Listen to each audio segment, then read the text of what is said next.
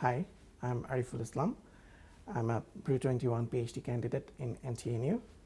I did my bachelor from KAIST in South Korea in Industrial and Systems Engineering. Then I did my master's in RAMS from NTNU in Norway.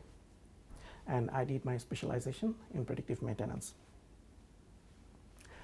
Major oil and gas operators are now becoming more interested in remote operations with unmanned platforms. In this context, the traditional maintenance practices such as breakdown maintenance and preventive maintenance are not adequate anymore. So a transition is required to the predictive maintenance and more data-driven decision support system.